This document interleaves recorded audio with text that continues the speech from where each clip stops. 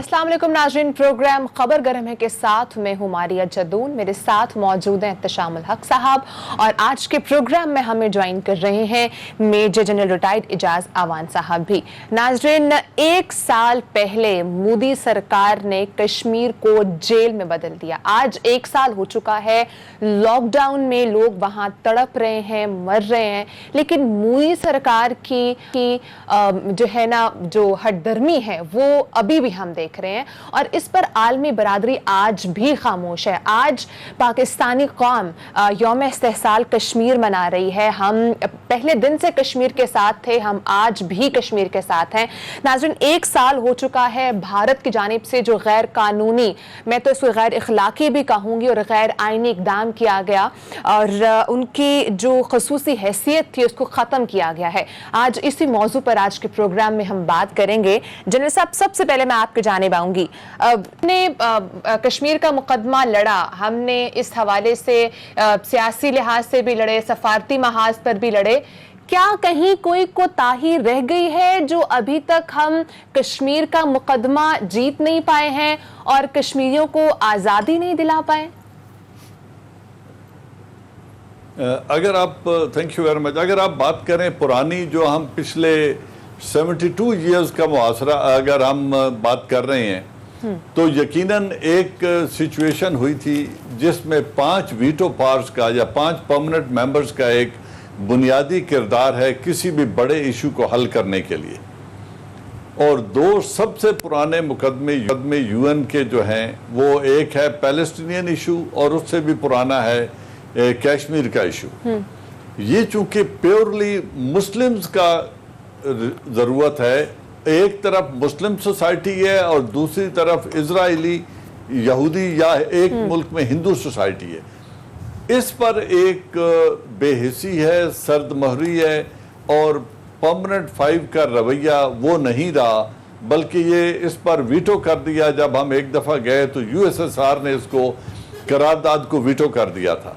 उसके बाद से फिर कभी ये करार दोबारा टेबल नहीं हो सकी, ये करारदाद, क्योंकि इंडिया की तरफ झुकाव रहा, कारोबारी ज़रूरियात की वजह से, स्ट्रेटजिक ज़रूरियात की वजह से, बड़ी मार्केट और पॉलिटिकल इन्फ्लुएंस की वजह से यूरोप का और इन परमानेंट 5 का झुकाव उनकी तरफ रहा। और चीन जो एक ग्रोइंग पोजीशन में था 48 ऑनवर्ड, वो अपनी मईशत को डेवलप कर रहे थे और वो भी कोई वाज़े पोजीशन लेने से कतराते थे।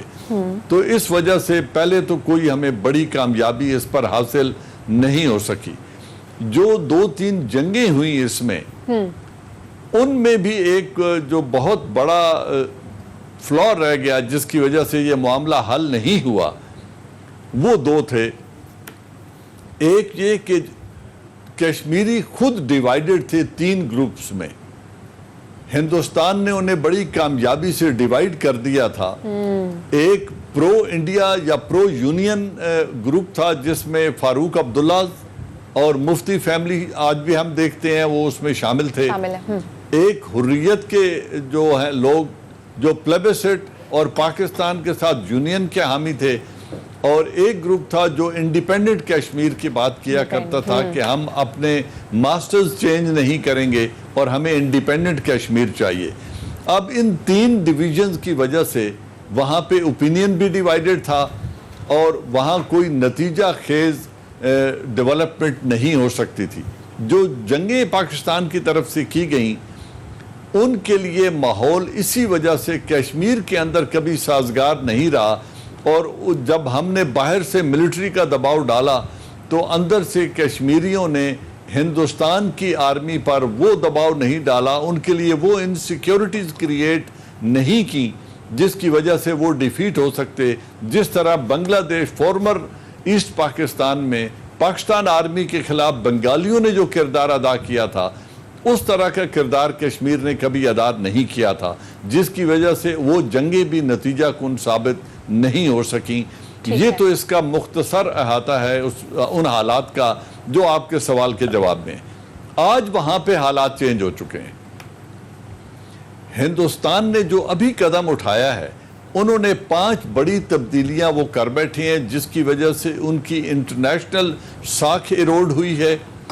وہ ہے کہ ایک بہت بڑا ڈیموکریٹک کنٹری ہونے کے باوجود انہوں نے UN ریزولوشنز کو ڈس ریگارڈ کیا ہے اور ان کو یکسر نظر انداز کر کے اس پورے جو حل طلب معاملہ تھا UN ریزولوشن کے مطابق اس کو متنازع علاقہ ماننے سے انکار کر دیا ہے اور کہا کہ ہمیں UN ریزولوشنز کی ضرورت نہیں ہے.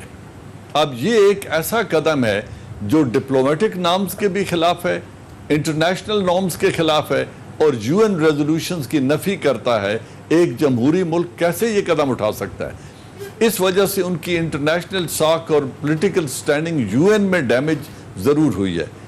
دوسرا, انہوں نے جو کشمیریوں سے ان کی شناخت چھینی ہے 370 اور 35A کا پردہ اتار کے, ایک طرف انہوں نے انسیکیورٹی کریٹ کی 35A کی وجہ سے کہ اب وہ کشمیر کی جائیداد نان کشمیریز کو بیچ کر وہاں کی ڈیموگرافی چینج کرنا چاہتی ہیں. دوسری طرف انہوں نے کانسٹیٹیوئنٹ سٹیٹس چینج کیا کشمیر کا اور کشمیریوں سے ان کے حقوق چھین کے تمام تینوں فیکشن جن کا میں پہلے ذکر کر رہا تھا ان کو یونائٹ کر دیا. آج کشمیر کی لیڈرشپ مکمل طور پر نا امید ہے ہندوستان کی طرف سے. آج کوئی بھی ہندوستان کی طرف نہیں دیکھ رہا, وہ کشمیر کی طرف دیکھ رہے ہیں. تو یہ ایک بہت بڑا چینج آئی ہے. پھر انہوں نے سیکولر جو سٹانس تھا سٹیزن امینڈمنٹ ایکٹ کے ذریعے انہوں نے جو ہندوستان کے اندر رہنے والی مائنورٹیز ہیں ان کو ایک پیغام دیا ہے کہ یہ ملک ہندوؤں کا ہے, آپ لوگ مائنورٹیز ہو. ایک انسیکیورٹی انہوں نے وہاں پہ کریٹ کر دی ہے. اب جب انہوں نے یہ اور چوتھی چیز کہ انہوں نے چائنا کے بارڈر کو جا کر چیلنج کر دیا. جب انہوں نے لداخ کو یونین ٹیریٹری میں شامل کیا تو انہوں نے ایک انسیکیورٹی کریٹ کر دی چائنا کے لیے, اکسائی چین کے اوپر اپنا کلیم کر کے اور گلوان ویلی میں ڈیولپمنٹ اور بیس کی جو ڈیولپمنٹ تھی اس کے ذریعے. تو اب جب انہوں نے یہ بڑی تبدیلیاں کر دی ہیں تو ہندوستان ملیٹریلی بہت کمزور ہو گیا ہے کیونکہ انہوں نے ایک محاذ چین کے ساتھ کھول دیا ہے, ایک محاذ پاکستان کے ساتھ کھلا ہوا ہے اور ایک انہوں نے بھاری نفری فوج کی کشمیریوں کو سپریس کرنے کی لگائی ہے. تو ان کی آرمی 3 طرف کھچ گئی ہے جس کی وجہ سے ان کے اندر دفاعی کمزوری بہت بڑی لاحق ہو گئی ہے. پھر ان کے اپنی صفوں میں جو انتشار پیدا ہوا ہے, انٹرنل کوہیژن کو جو ڈیمیج ہوا ہے, اور پھر international image as a secular state یا پریڈامنیٹلی ہندو ایکسٹریمسٹ ریاست کا جو امیج بنا ہے جو UN ریزولوشن کو ڈس ریگارڈ کر سکتی ہے, اس پر انہوں نے اپنی ساکھ کو بھی ڈیمیج کیا. اب ان تمام کمزوریوں کو ایکسپلائٹ کرنے کے لیے ایک مضبوط حکمت عملی چاہیے جو صرف زبانی کلامی نہ ہو, اس کی پریکٹیکل مینیفیسٹیشن بھی ہو اور سٹرانگ ڈپلومیسی اور پولیٹکس کے ذریعے بھی اس کو کاؤنٹر کیا جائے. یہ ہے وہ کام جو اب پاکستان کے ذمہ ہے. اسی پر میں احتشام صاحب سے کامنٹ لوں گی. ایک تو احتشام صاحب بتائیے گا کہ آج جس طرح سے گورنمنٹ کی جانب سے یوم استحصال کا جو دن منایا جا رہا ہے, اس پر آپ کو کیا سگنیفیکنس لگ رہی ہے, کیسا اقدام آپ دیکھ رہے ہیں حکومت کا؟ اور دوسری جس طرح سے ابھی جنرل صاحب نے بات کی ہے کہ ہمیں باتوں سے ہٹ کر کوئی اور اسٹریٹجی اپنانی چاہیے, آپ کو کیا لگتا ہے کس طرح سے وہ ہو سکتی ہے؟ میرے خیال ہے میں جنرل صاحب کی آخری بات سے شروع کروں تو زیادہ بہتر ہے. دیکھیں اس سارے معاملے میں پلسز بہت زیادہ ہیں, مائنسز کم ہیں, لیکن وہ مائنسز جو ہے نا ان کو اوور کم کرنے کی ضرورت ہے. لیکن سب سے بڑی بات جو ہے نا کہ اس وقت جو دنیا محسوس کرتی ہے اور خاص طور پہ ہم دیکھتے ہیں پاکستانی ڈائسپورا جو باہر ہے, وہ کہتے ہیں کہ اب وقت آ گیا ہے کہ پاکستان کو بڑی بھرپور سفارتی جنگ شروع کرنی پڑے گی, ایک بڑا سٹرانگ ڈپلومیٹک اوفینسو لانچ کرنے کی ضرورت پڑے گی. لیکن اب ایک زمانہ تھا کہ جب لوگ کہتے تھے کہ یہ کشمیر کا مسئلہ بات چیت کے ذریعے حل ہو سکتا ہے. پاکستان نے بڑی کوشش بھی کی, جنرل صاحب بھی کامنٹ کریں گے اس پہ. مشرف نے بڑا ایفرٹ کیا تھا, یہ تاریخ کا حصہ ہے, آگرہ میں جو ہوا تھا, ٹھیک ہے نا. لاسٹ منٹ پہ ایل کے اڈوانی جو رہنما تھے بڑے اور آج بھی زندہ ہیں, وہ BJP کے, انہوں نے جس کو کہنا چاہیے نا کوئی گیم خراب کی اور کہا جاتا ہے کہ ڈیپ اسٹیٹ کے کچھ ایلیمنٹ سے مل کے وہ جو ساری چیزیں طے ہو رہی تھی کہ کشمیر کا کوئی اسٹیٹس بنے گا, یونائٹڈ نیشن کی اس میں انوالومنٹ ہوگی, کچھ سے چلی گئی ٹرسٹیشپ میں چلا جائے گا UN کی, اور معاملہ آہستہ آہستہ بہتر ہوگا, وہ اسکٹل کر دیا گیا. دیکھیں اب جو دنیا پریشان ہے نا وہ اس وجہ سے کہ ہندوستان کسی طریقے سے مذاکرات کی میز پہ نہیں آنا چاہتا, وہ بائیلیٹرلی مسئلہ حل کرنا نہیں چاہتا, تھرڈ پارٹی ثالثی کو قبول کرنے کے لیے تیار نہیں. دین واٹ نیکسٹ, ہمیں کیا کرنے کی ضرورت ہے, کیا کیا جائے؟ اس کا حل ایک ہی ہے ہماری کہ دیکھیں اب جس طریقے سے کہا جا رہا ہے کہ جی پاکستان نے افغانستان کے اوپر ایک اسپیشل ایمبیسڈر مقرر کیا, سوال یہ ہے کہ بھی کشمیر پہ اسپیشل ایڈوائزر اپنا سفیر کیوں نہیں مقرر کیا؟ آپ مقرر کریں. اور پھر یہ جو کہا جا رہا ہے کہ جی بنیادی طور پہ فارن آفس ایک تھنک ٹینک کا کام کرتا ہے, وہاں پہ بیٹھ کے پالیسیز بنائی جائیں, حکمت عملی بنائی جائے. اور یہ جو کہا جاتا ہے بار بار کہ جی ایک متفقہ حکمت عملی, بھئی اپوزیشن کے لوگوں کو آن بورڈ لیا جائے. اچھا ہے, کل میں نے دیکھا کہ کشمیر کانفرنس پہ اپوزیشن کے لوگ بھی بیٹھے ہوئے تھے.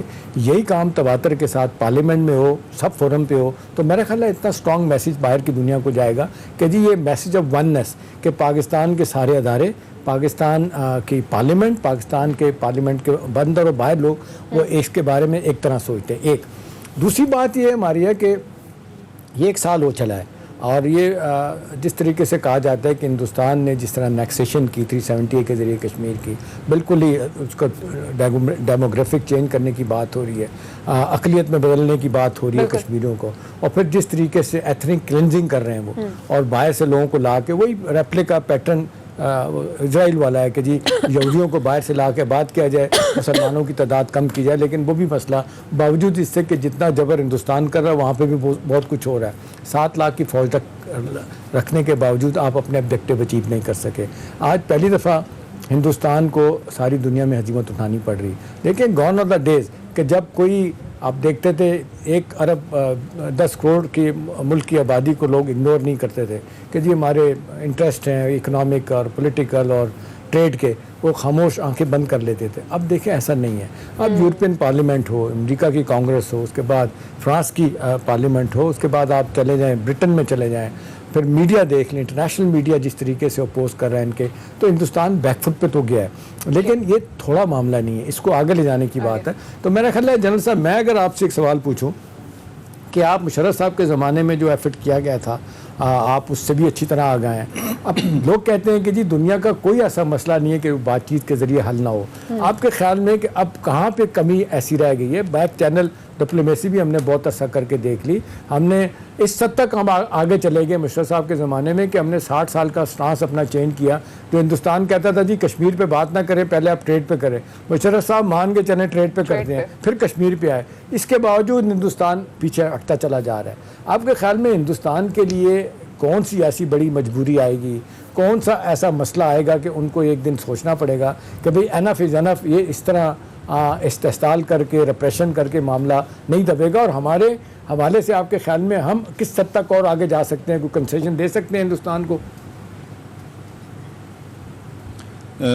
دیکھیں احتشام صاحب, بات یہ ہے کہ جو پریزیڈنٹ مشرف کا دور تھا اس سے بات بہت آگے جا چکی ہے. ٹھیک, اس وقت جو واجپئی گورنمنٹ تھی وہ اس کو ایک حل طلب معاملہ تسلیم کرتے تھے کہ کشمیر ایک ڈسپیوٹڈ ریجن ہے, اس کے اوپر UN ریزولوشنز ہیں اور ہم نے مل کر اس کا حل تلاش کرنا ہے. بائی لیٹرلزم کا دروازہ انہوں نے بند نہیں کیا تھا. ٹھیک, اب کیا ہوا ہے, اب نریندر مودی گورنمنٹ نے وہ بائی لیٹرلزم کا دروازہ بند کر دیا ہے.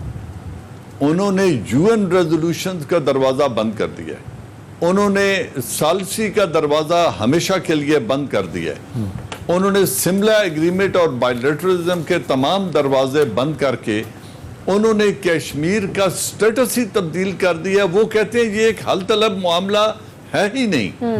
انہوں نے ایک ایکسٹریم پوزیشن لے لی ہے, انہوں نے کشمیریوں سے ان کا حق چھین لیا ہے, ان کا جھنڈا اتر گیا, ان کا ترانہ اتر گیا, ان کا کانسٹیٹیوئنٹ اسمبلی کا سٹیٹس تبدیل ہو گیا, اور آج انہیں ایک ایکیوپائیڈ سٹیٹ کی طرح 8 لاکھ کی فوج جبر کے ذریعے کشمیریوں کو دبا کر بیٹھی ہوئی ہے.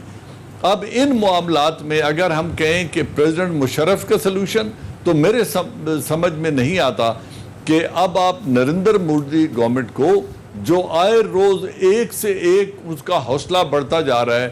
انہوں نے نیشنل سٹیزن امینڈمنٹ ایکٹ لایا, بہت شور شرابہ ہوا, وہ اس سے آگے چلے گئے. بابری مسجد کو گرا دیا, اس سے آگے چلے گئے. آج مندر کی بنیاد رکھ دی, ایک اور قدم ہو گیا. کشمیر کا سٹیٹس یکسر تبدیل کر کے یو این کو ڈسریگارڈ کر دیا کہ United Nation has got to do nothing with it. اب جب ایک اتنی ہٹ دھرم اور مضبوط حکومت ہے جس کو ہندوستان کے اندر کوئی ریزسٹنس نظر نہیں آتی, اور اسمبلیاں دونوں لوک سبھا اینڈ راجیہ سبھا ان کی پوری پذیرائی کر رہی ہیں, اور وہاں کی عدلیہ بھی ان کے راستے میں رکاوٹ نہیں بن سکتی, تو اس طرح کی ایکسٹریمسٹ گورنمنٹ کو آپ نیگوشیٹنگ ٹیبل پہ کیسے لائیں گے؟ لیکن جنرل صاحب معذرت کے ساتھ حالات پیدا کرنے ہوں گے. معذرت کے ساتھ جنرل صاحب دیکھیں, جس طریقے سے ہم دیکھ رہے ہیں کہ ایک مدت کے بعد ساری دنیا میں جس طریقے سے اویئرنیس آئی اور جس طریقے سے پاکستان کا نقطہ نظر, اس میں پرائم منسٹر عمران خان نے بھی بڑی محنت بھی کی ہے, دنیا کی لیڈرشپ کو بتایا جا کے کہ جی یہ مودی جو ہے نا وہ کس طرح ہٹلر کی فلسفی پہ چلتے ہوئے اور یہ اس ریجن کو ڈسٹیبلائز کر رہا ہے. سوال جنرل صاحب میرا آپ سے یہ ہے کہ آج یونائٹڈ نیشن کا سیکرٹری جنرل ایک دفعہ نہیں ایک سے کئی مرتبہ یہ کہہ چکے ہیں کہ نیوکلیر فلیش پوائنٹ ہے, اس مسئلے کو حل کرنے کی ضرورت ہے. پریزیڈنٹ ٹرمپ نے کہہ دیا ٹھیک ہے بات نہیں بنی, لیکن انہوں نے کہا میں ثالثی کے لیے تیار ہوں. آج سارے دنیا کے بڑے بڑے کیپٹلز کہتے ہیں کہ جی اس مسئلے کو حل ہونا چاہیے. آپ کے خیال میں کتنا دباؤ ہندوستان پہ آئے گا کہ وہ اس حل کی طرف آئے گا, یا آپ کے خیال میں ہندوستان یہ ڈس ریگارڈ کرتا چلا جائے گا اور پروسیس میں پھر خدا نہ خواستہ کچھ بھی ہو سکتا ہے؟ وہ آپ سینیریو کیا دیکھتے ہیں؟ دیکھیں اس میں دو چیزیں ہیں, یا تو انڈیجنس سٹرگل جو کشمیر کی ہے اس میں پورا کشمیر شامل ہو جائے اور اس سٹرگل کو اس لیول پہ لے جائیں جہاں ہندوستان کی ملٹری لاسز اس لیول پہ پہنچ جائیں کہ اس کو طاقت کے ذریعے مجبور کر دیا جائے کہ وہ اس کے حل کے لیے سوچے, یا اس سٹرگل کو اٹھا کر مین لینڈ انڈیا میں لے جائیں, وہاں پر ان کے خلاف اتنے ایکشن ہونے چاہیے کہ وہ سوچنے پر مجبور ہو جائے. یا دونوں جو نیبر ہیں نیوکلیر نیبر, ان کی فورسز کی موبلائزیشن اس لیول تک پہنچ جائے جس طرح پریزیڈنٹ مشرف کے دنوں میں ایک پارلیمنٹ انڈین پارلیمنٹ پہ اٹیک ہوا تھا اور دونوں فورسز آمنے سامنے آ کر بیٹھ گئی اور پھر جب پریزیڈنٹ مشرف نے یہ 11-12 مہینے پریزیڈنٹ مشرف کی جو لاسٹ نائٹ سپیچ تھی, اس سپیچ میں انہوں نے کہا تھا کہ میری پہلی آفر ہے آپ کو as a president of Pakistan کہ آپ نیگوشیٹڈ سیٹلمنٹ ڈھونڈیں, جنگ مسائل کا حل نہیں ہے. لیکن ساتھ ہی انہوں نے کہا میرا آپ کو message as a chief of army staff یہ ہے کہ lay off, we will defend with all available resources. جب دنیا نے یہ سنا تو امریکہ بھی بھاگتا آیا, کیونکہ جن کی سینکڑوں ارب کی انویسٹمنٹ ہے انڈیا میں, وہ سب بھاگتے ہوئے آئے اور انہوں نے سچویشن کو ڈیفیوز کرنے کی کوشش کی.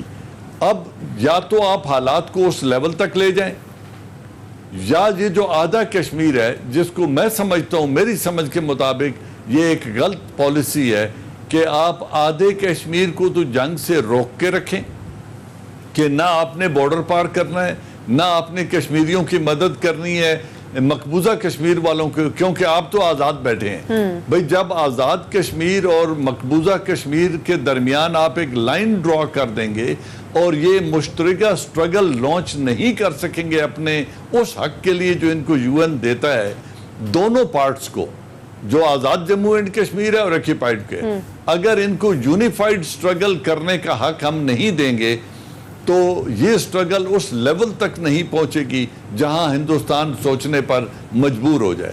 یا پھر آپ اتنی دلیری کریں جس طرح ایسٹ پاکستان میں اندرا گاندھی نے کی تھی. ایسٹ پاکستان ڈسپیوٹڈ ٹیریٹری نہیں تھا, ایسٹ پاکستان پاکستان کا حصہ تھا انٹیگرل, وہاں پہ پولیٹیکل انریسٹ تھا, یو این کا کوئی ریزولوشن اس کے اگینسٹ پاس نہیں ہوا تھا. تو ہندوستان نے اس وقت اس کو بہانہ بنا کر کے اندر بہت ظلم ہو رہا ہے, ہم تماشائی نہیں بن سکتے نیبرہڈ میں بیٹھ کے, انہوں نے روس کے یو ایس ایس آر کے ساتھ ایک معاہدہ کیا اور فوج کشی کر دی. دنیا کی کسی ملک نے اس کو نہیں روکا. ٹھیک ہے, چلیں سر یہاں پہ بریک کا ٹائم ہوا ہے. اس طرح کی دلیلیں جی سر یہاں پہ بریک کا ٹائم ہوا ہے. بریک کے بعد ڈسکشن کو یہیں سے کنٹینیو کریں گے. ناظرین ساتھ ہی رہے گا.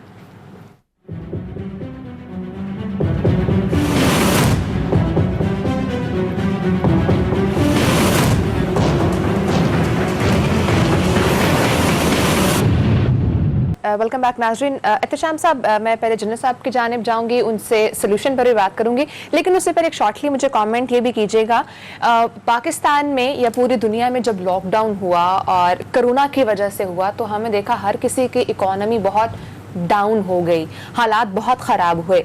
यहाँ पर 1 साल से लॉकडाउन है, ऊपर से कोरोना भी है, ऊपर से जुल्म भी है इतना ज़्यादा, मतलब औरतों और बच्चों तक को भी नहीं छोड़ा जा रहा। तो वहाँ पर इस वक्त क्या सिचुएशन होगी? वहाँ तो इकोनॉमी क्या, हर लिहाज से सिचुएशन बहुत ख़राब होगी। देखिए, हमारे सेकंड वर्ल्ड वॉर में जनरल साहब ज़्यादा मुझसे बेहतर जानते हैं कि जब हिटलर ने दिनों में पूरा यूरोप को तहस नहस करके वो रशिया उस तक सोवियत यूनियन तक पहुँच गया, शदीद सर्दी थी, उसके अपने लोगों ने उसको मशवरा दिया कि जी विड्रॉ करें, हमारे लिए मुश्किल होगा। वो दिमाग मुद्दी की तरह उसका भी ख़राब था, वो एरोगेंस थी, नथिंग डूइंग, मैं नहीं छोड़ेंगे। बाद में मार खाई, वापस आए। नेपोलियन से भी इस तरह की गलतियाँ हुई। लेकिन सवाल ये है कि इकोनॉमिक लॉसेस जितने हैं, ठीक है, वो बर्दाश्त कर रहा है, सस्टेन कर रहा है। अब कहा जाता है कि चंद सालों में कश्मीर की इकोनॉमी को $3 बिलियन से ज़्यादा को नुकसान हो चुका है। 3 ही बड़ी उनकी वहाँ पे आप देख लें, ज़राअत है, जंगलात हैं और सियाहत है, ठीक है, उनका बेड़ागर कर दिया ले गई। अभी आप देख लें हिंदुस्तान का जिसको कहते हैं इंतहा पसंदी देख लें और एरोगेंस देख लें, नशा ताकत का देख लें कि उन्होंने ना सिर्फ ईद के मौके पे मस्जिदों में लोगों को जाने से रोका, कुर्बानी से रोका, उन्होंने उत्तर प्रदेश जो सबसे बड़ा सूबा है, गालिबन मेरे ख्याल 40 करोड़ से ज़्यादा की उसकी आबादी होगी, ठीक है ना, वहाँ पे भी उन्होंने कुर्बानी को रोका। देखा, अब ये रिएक्शन तो आएगा। अब जिस तरीके से हिंदुओं में अब देख रहे हैं उनके थिंक टैंक जो थोड़ा सा बेहतर सोचते हैं, उन्होंने कहना शुरू कर दिया कि जी इस तरह तो ये रियासत नहीं रहेगी, आप मुसलमानों के ख़िलाफ़ भी हैं, आप ईसाइयों के ख़िलाफ़ भी हैं, आप सिखों के ख़िलाफ़ भी हैं, दलित भी हैं, निचली ज़ात के लोगों के ख़िलाफ़ भी हैं, आप करना क्या चाहते हैं? वो तो लोग कहना शुरू कर दिया कि ये तो हिंदुस्तान की रियासत रहेगी नहीं। कुछ लोगों का ख्याल है ये ब्लेसिंग इन डिस्गाइज है हमारे मुल्क के लिए भी, बाकी और लोगों के लिए जो ये देख रहे हैं कि हिंदुस्तान जिस मैच पे चला गया। अब सवाल ये है कि जी कोई कॉम्प्रोमाइज़ हो सकता है, कोई सलूशन हो सकता है। बज़ाहिर लगता है कि वो इसके लिए तैयार नहीं है, क्योंकि आप देख लें 6 बरस हो गए उसको हुकूमत करते हुए, दूसरी टर्म में मोदी आया है और वही हिंदुआता जो हम अप्रोच देखते हैं ना कि नहीं भाई हमने पूरे के पूरे हिंदुस्तान को हमने हिंदू बनाना है। उनके लीडर तो ओपनली कह रहे हैं कि जी 2021 में मैक्सिमम हम यहाँ पे साफ कर देंगे, सिर्फ हिंदू रहेंगे। अब ये अप्रोच जो है ना, इस सारी दुनिया इसको चैलेंज कर रही है। ठीक है, जो रोना है, जो अफसोसनाक बात है कि इंसानी ज़मीर उतना झुंझोड़ा नहीं गया हमारी जितना इसको झुंझोड़ने की ज़रूरत है। देखिए, जिस तरह जनरल साहब ने कहा ना कि मुशर्रफ के ज़माने में सारी दुनिया आई थी, अभी वो किसी वक्त लम्हा आया तो सारी दुनिया सोचेगी कि भाई ये देखें क्या है। अभी बड़े बड़े तजिए आना शुरू हो गए। खुदा ना खास्ता हिंदुस्तान और पाकिस्तान की जंग होती है, कहते हैं 1 हफ्ते में उसका असर अमेरिका तक पहुँच जाएगा। अगर खुदा ना खास्ता एक दूसरे पे अगर हम जो बम फेंकते हैं, मिसाइल चलाते हैं, तो क्या सूरत है, तो वो भी नहीं रहेंगे। तो देखने वाली बात है कि हम तो हर तरह का तरीका कह के हमने बातचीत की, यानी हर गवर्नमेंट को ये बर्दाश्त करना पड़ा अपोजिशन का ताना कि जी आप खामोश हो गए, कश्मीर को आप बेच रहे हैं, आप कुछ भी नहीं कर रहे। तो देखें, सवाल ये कि पाकिस्तान की गवर्नमेंट हर दौर में चाहती कि बातचीत हो, लेकिन अच्छी बात जो मुझे लग रही है ना सारे सिनेरियो में कि आज कश्मीर के 90 लाख लोग दिलो जान से ये कह रहे हैं कि पाकिस्तान हमारे साथ खड़ा है। एक ज़माने में अली गिलानी बहुत बड़े लीडर हैं, उनके बुज़ुर्ग हैं, अब उनको आज प्राइम मिनिस्टर ने बाय द वे कहा है निशान पाकिस्तान का भी हम तमगा देंगे उनको, वो शाकी थे। अब देखना यही कि हम किस तरीके से अपना केस इंटरनेशनल सतह पे बिल्ड करते हैं। अब वक्त आ गया कि सफारती जंग हो और आगे लेके जाएं मामले को और दुनिया को बताएं कि जी हिंदुस्तान कुछ सुनने के लिए तैयार नहीं है, कल कुछ होता है तो फिर आप इसको कैसे देखेंगे। अब जितना हैमर करने की ज़रूरत है इस मसले को, तभी मसला हल होगा। अदरवाइज़ तो आप देख लें, आप 15,000 यंग नौजवानों को उठा के ले गए तिहाड़ जेल, जो कहते हैं इतनी दिल्ली की ख़राब जेल है, इतना जुल्म उनके साथ हो रहा है, लोगों के साथ जुल्म हो रहा है, लोगों को खाने पीने से आप देख लें महरूम कर दिया गया। कोई वहाँ पे हॉस्पिटल में नहीं जा सकते, दवाइयाँ नहीं हैं। तो इतना लंबा लॉकडाउन का मैंने कल भी कहा था कि मुझे लगता है तारीख का सबसे लंबा लॉकडाउन है। अब इंसानी ज़मीर जो है ना वो बैनुल-अक़वामी बुनियादों पे उसको जोड़ने की ज़रूरत है, उनको बताने की ज़रूरत है कि भाई सारी दुनिया में जंगें हुई, फाइनली लोग टेबल पे आके बैठे, आप इन्हें क्यों नहीं रोकते? और उन्हें कहा जाए कि अगर आपका केस मजबूत है तो आप डरते क्यों है सालसी के लिए? हम 2 आदमी फैसला नहीं करते, हम कहते हैं जी तीसरे आदमी को बिठा लें, उस पर भी नहीं आते। इसका मतलब उनका नुक्ता नज़र वीक है, उनका केस कमज़ोर है।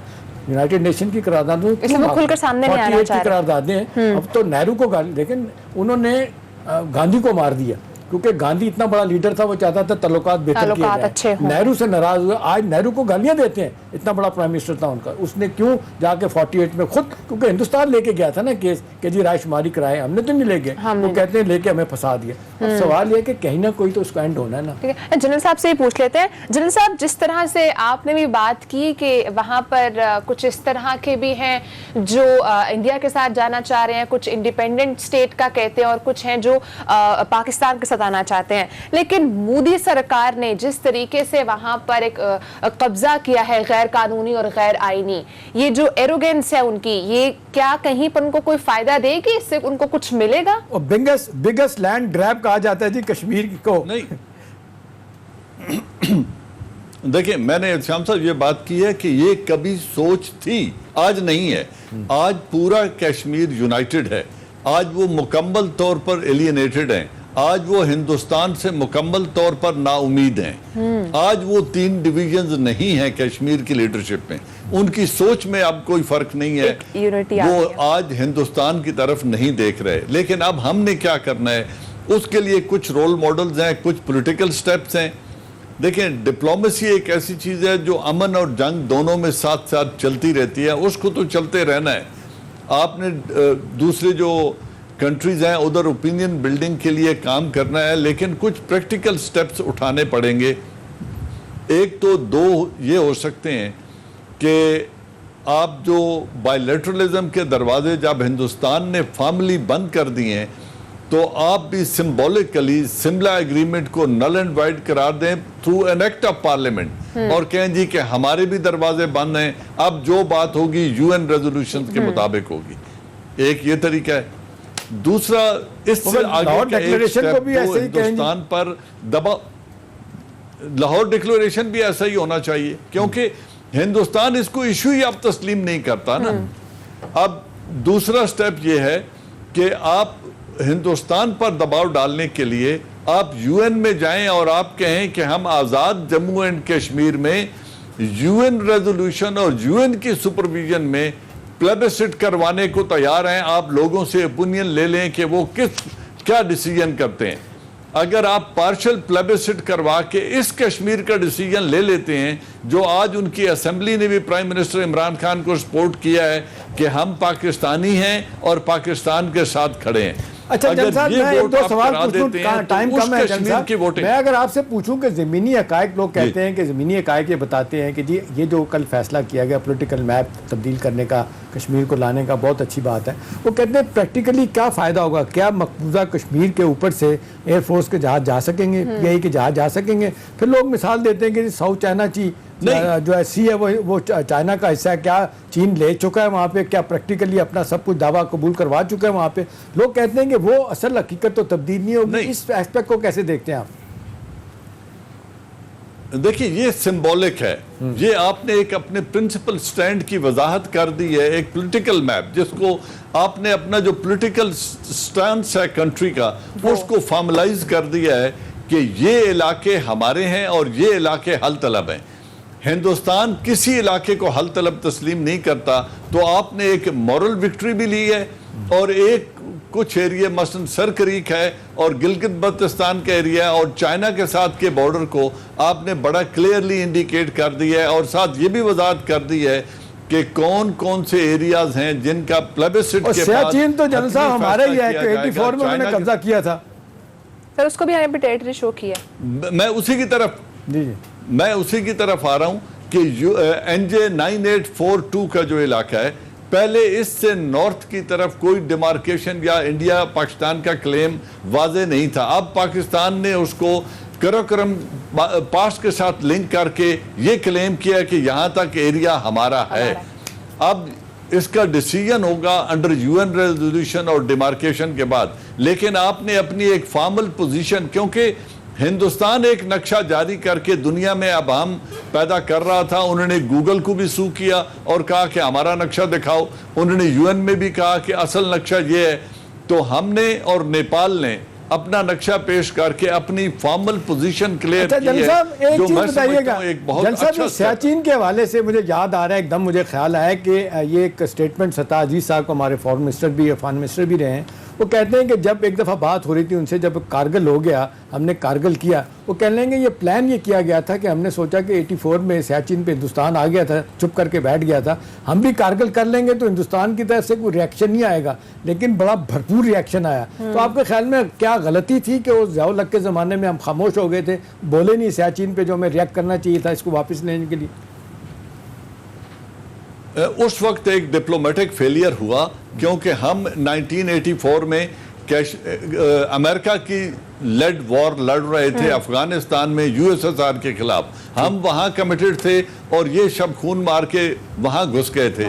اس وقت جنرل ضیاء الحق کو امریکنز کو واضح طور پہ بتانا چاہیے تھا کہ میں اس وار سے پل آؤٹ کر رہا ہوں اور میں اس جنگ کی طرف جا رہا ہوں کیونکہ ہندوستان میرے ملک میں گھس آیا ہے۔ اس وقت اگر وہی دباؤ ڈالتے جو بل کلنٹن نے ہماری لیڈرشپ پہ ڈالا تھا نواز شریف پہ، تو اس وقت ہندوستان کو مجبور کیا جا سکتا تھا نکلنے پہ اور امریکہ کی مجبوری کو کیش کرایا جا سکتا تھا۔ لیکن اس وقت کی حکومت کا یہ فیلئر ہے کہ انہوں نے یہ سٹیٹمنٹ دے دی کہ وہاں گھاس تک نہیں اگتا، وہ کتنے دن بیٹھیں گے؟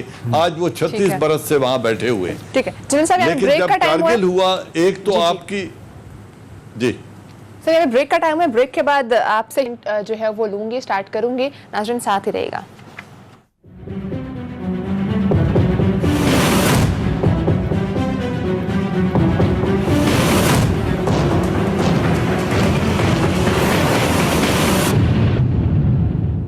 ویلکم بیک ناظرین، جنرل صاحب کنٹینیو کیجئے گا آپ اپنی بات۔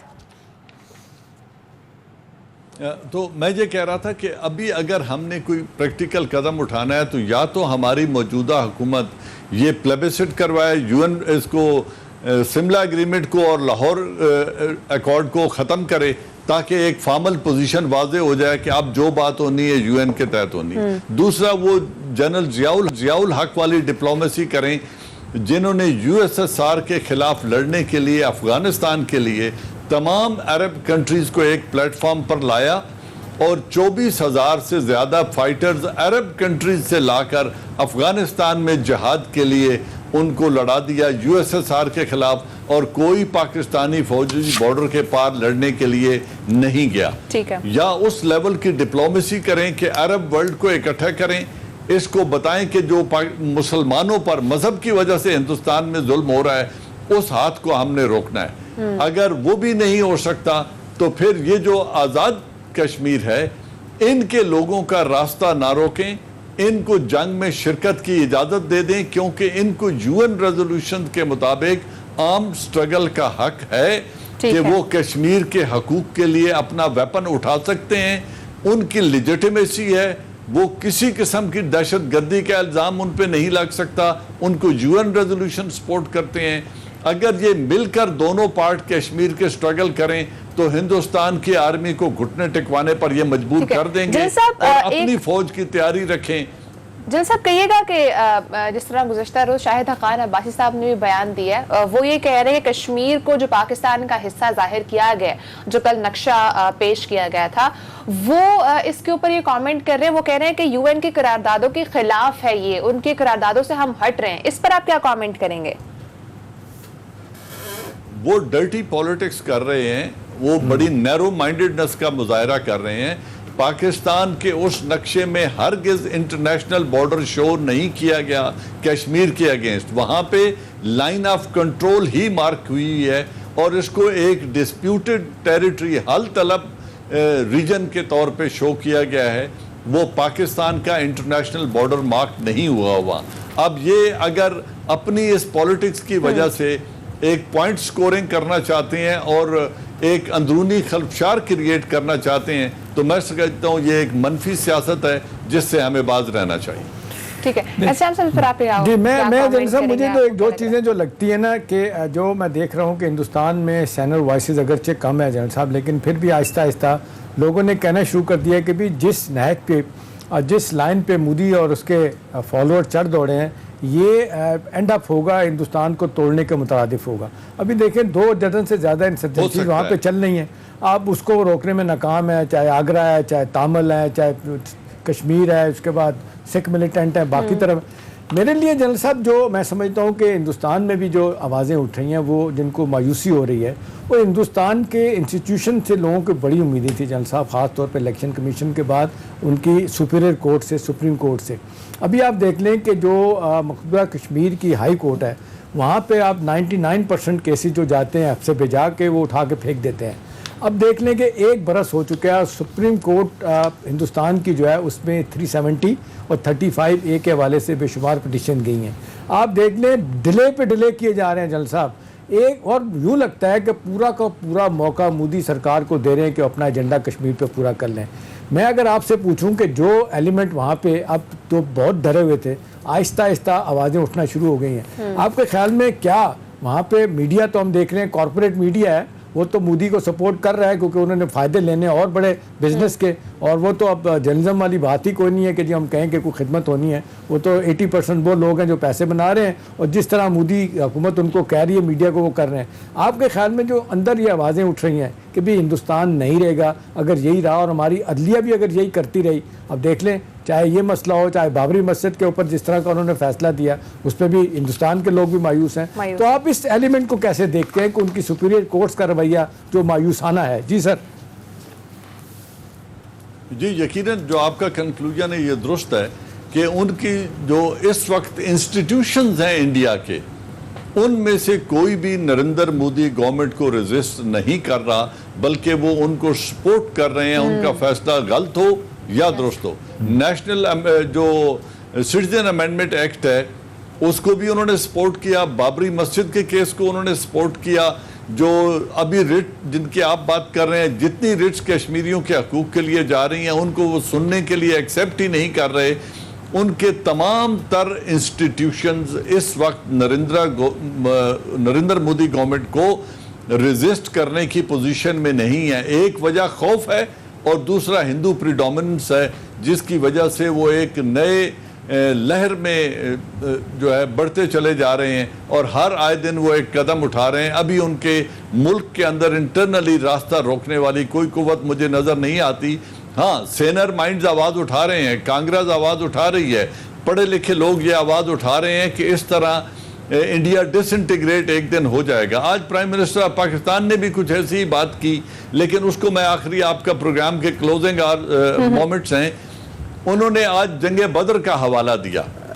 میرا پوائنٹ یہ ہے کہ اگر آپ بدر کی مثال دیتے ہیں کہ 313 ٹکرا گئے تھے 1300 کے ساتھ اور وہ معاشی سٹرینتھ کی وجہ سے یا ملٹری سٹرینتھ کی وجہ سے نہیں ٹکرائے تھے، وہ جذبے کی وجہ سے ٹکرائے تھے، فیتھ کی طاقت کی